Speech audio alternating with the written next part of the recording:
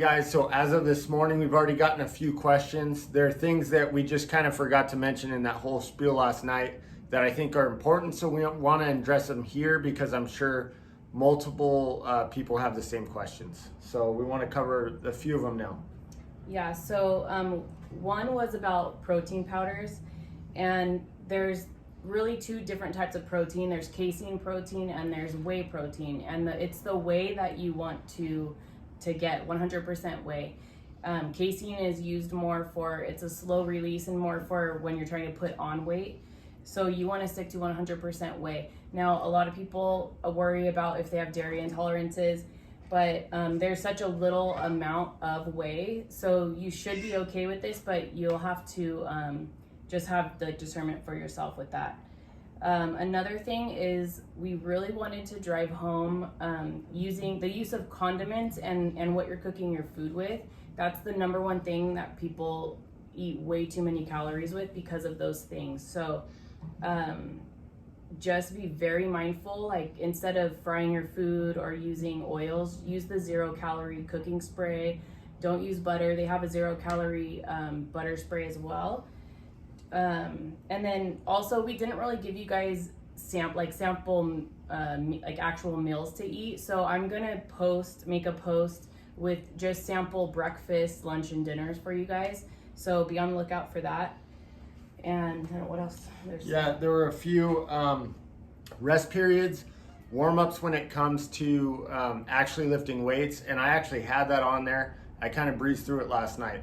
But your rest periods when you're working out and lifting weights typically is anywhere between 30 seconds and 1 minute and 30 seconds. If you're lifting for strength and you're doing big movements, say squats, and you're going heavy, you can have up to 4 minutes rest period roughly in between each set when you're going for strength. Anything more than that, you're gonna lose a lot of what you've been building, your momentum for the workout. And as far as warm-up sets, I forgot to mention that, you know, if you have, say you're doing 4 sets, or you're following one of our templates and it says 4 sets of squats, that doesn't mean like your warm-up set. So we talk about warm-ups, like warming up before you work out, you know, doing maybe 10 minutes of cardio or something, but it's warm-ups in each exercise too. So if you're gonna do squats, you might do, you know, 145 on there or 125 on there and do a set of squats. But when it's easy, you're just warming up.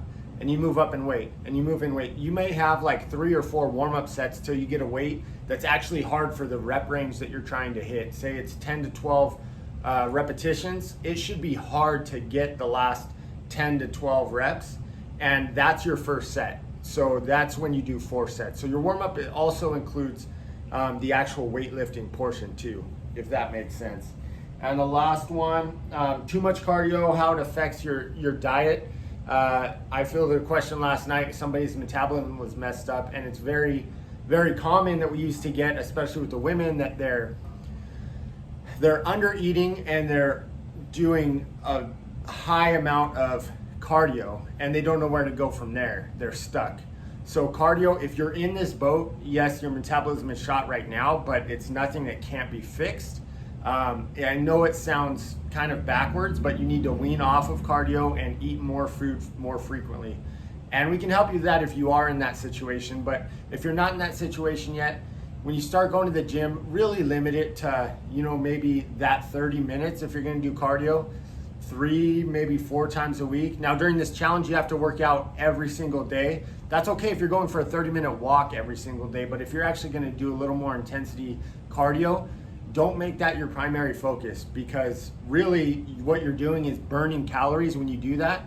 And so if you're burning that many calories and you're already eating a lower amount of calories, when your body adapts to that amount, you're kind of stuck. All you can do is you can either, you know, eat a little less, which if you're already eating low calories, it might not be good to do, or you increase your cardio to expend more calories, and then you're stuck in the gym for an hour, you know, doing cardio just to try and lose a few pounds. So it really is a tool that we use to gain or lose weight. So really, you know, maybe 30 minutes, 3 times, maybe 4 times a week, but you can walk every day. You got to get some kind of cardio in every day. Also, what was mentioned, I just thought about was we never mentioned swimming. One of you mentioned you've got a bad knee. Is swimming okay for 30 minutes? Yes. I mean, the point of this is getting out and getting active. Swimming is a great way to get some cardio in and save your knees from that. Okay? Yeah, and then there's one thing that I thought of too. We mentioned a calorie range for women and men, and we really didn't want to do that, but I know a lot of you are probably wondering what calorie range to stick to. So we mentioned 1,400 minimum for women and 1,800 minimum for men. So those are the absolute minimums, and more for sedentary people. So the goal is, I would say, to get between 16 and 1,800 for women because you're going to be more active. And I would say just up over 2,000 for men. And that's all going to depend. The more active you start getting, the more calories you're going to be burning. You're going to want to add in calories, and your metabolism is going to adjust to that.